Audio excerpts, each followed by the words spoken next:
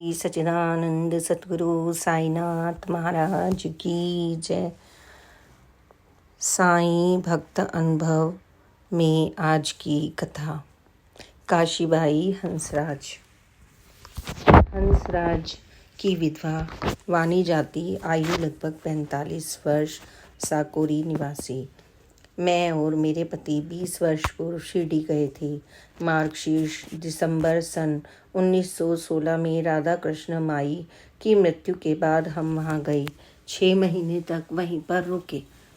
मेरी पति को दमा का रोग था।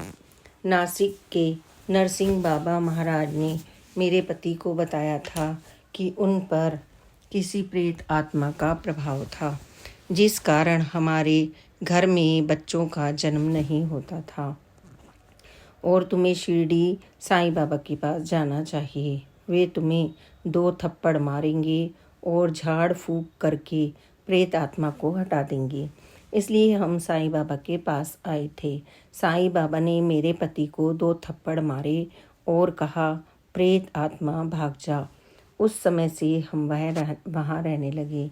मेरे पति को दमा कम होने लगा।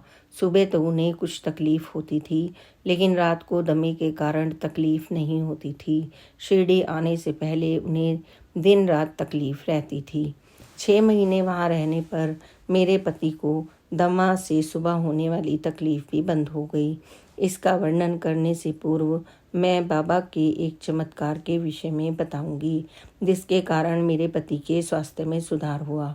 हमारे शिरडी प्रवास के शुरू में ही बाबा ने मेरे पति को भोजन में परहेज रखने की सलाह दी थी। बाबा ने उन्हें दही, खट्टे, तीखे और अम्ल पदार्थ खाने से मना किया था। बाबा की इस सलाह को मानना और भोजन में परहेज करना मेरे पति को मुश्किल लगा, क्योंकि उन्हें खट्टे व तीखे पदार्थ अति प्रिय थे। दही के बिना उन्हें भोजन स्वादिष्ट नहीं लगता था। वे अपने जीवन का त्याग कर सकते थे, लेकिन दही का त्याग करना उनके लिए संभव नहीं था। प्रतिदिन 2 माह तक हम घर में दही जमाने का प्रयास करते थे, लेकिन इस गांव में दोपहर के समय दही मिलनी मुश्किल हो जाती थी। 2 महीने हम दूध को गर्म करके उसे ठंडा करके रात को जमाने के लिए रखते। फिर हम बाबा की माध्याह्न आरती में शामिल होने के लिए मस्जिद चले जाते।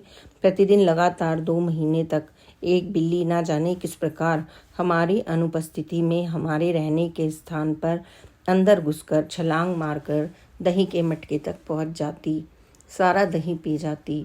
जब हम आरती के बाद अपने भोजन के लिए बैठते तो मेरे पति को खाने के लिए दही नहीं मिल पाती थी। एक दिन उन्होंने चोर को रंगे हाथों पकड़ने के लिए निश्चय कर लिया और इस कारण वे आरती में भी नहीं गए। बिल्ली अंदर आ गई। मेरे पति ने उसे अंदर आने दिया ताकि वे देख सकें कि वह छिक्के द्वारा ऊंचाई पर रखे दही के मटके तक कैसे पहुंचती है, लेकिन बिल्ली वहां तक पहुंच गई। उसने दही की मटकी के अंदर अपना मुंह डाल दिया। अब वह दही अशुद्ध हो गई थी और किसी व्यक्ति के खाने लायक नहीं रही थी। उन्होंने बिल्ली को जल्दी से दही को पीते हुए देखा और जैसे ही वह नीचे उतरी, मेरे पति ने उसे चोरी की सजा देने के लिए डंडे द्वारा जोर से उसकी पीठ पर प्रहार किया। दोपहर को भक्त मस्जिद में बाबा के पास आकर उनके हाथों से दही लिया करते थे। हम भी वहाँ गए। जोग माधवराव देशपांडे, काका साहब दीक्षित, बूटी आदि भी वहाँ उपस्थित थे। बाबा मेरे पति की ओर इशारा करके बोले, यहाँ एक उपटिया है, अर्थात ऐसा व्यक्ति जो बताए गए काम के बिल्कुल विपरीत कार्य करे, जो खट्टी व तीखी चीज़ें खाकर मरना चाहता है, लेकिन मैं उसे ऐसा नहीं करने दूंगा। आज मैं एक बिल्ली के रूप में इसके पास गया था। इस आदमी ने मेरी पीठ पर डंडे द्वारा वार किया। यहाँ देखो। तब बाबा ने कफनी उठाकर अपनी पीठ दिखाई तो उस पर डंडे के वार का निशान था। महान आश्चर्य। इस घटना के बाद मेरे पति ने दही, खट्टे व तीखे पदार्थ खाने बंद कर दिए। ऐसा परहेज करने से उनके स्वास्थ्य में बहुत तेजी से सुधार हुआ। बाबा ने उन्हें कोई दवाई नहीं दी। पहले मैं प्रतिदिन अपने पति को दमा रोग के लिए दवा दिया करती थी। तब बाबा ने कहा था, उन्हें भी दमा रोग है, जैसे तुम अपने पति को दवा देती हो उनके पास तो हजारों महिलाएं हैं जो उन्हें दवाई देंगी, लेकिन इसका क्या फ़ायदा। उन्होंने कहा कि अल्लाह मालिक है, इसलिए दवाइयाँ देनी बंद कर दो। बाबा ने मेरे पति को बिना किसी दवा सेवन के पूर्णतः स्वस्थ कर दिया। यह स्वास्थ्य लाभ 1 वर्ष तक रहा। उसके बाद मेरे पति को पुनः दमा रोग हो गया और वह 1918 या 1919 की बात है। तब सायरन आने पर उसे उपासनी बाबा ने ठीक कर दिया। सायन आने पर उसे उपासनी बाबा ने ठीक कर दिया। साईं बाबा कई बातें बोला करते थे। मुझे कुछ बातें याद हैं। जब वे अकेले में बैठे थे तो अचानक बोले, मैं काशी गया था, वहाँ स्नान करके मैं अभी वापस लौटा हूँ, इसलिए मुझे यहाँ स्नान करने की क्या ज़रूरत है। या मैं कोल्हापुर या औदुंबरवाड़ी गया था, मैं अभी वापस आया हूँ। जोग ने मुझे बताया कि उसके बाबा को प्रार्थना करने पर बाबा ने उसे अक्कलकोट महाराज के रूप में दर्शन दिए थे। श्री सच्चिदानंद सतगुरु साईनाथ महाराज की जय। अब एक अन्य कथा को सुने।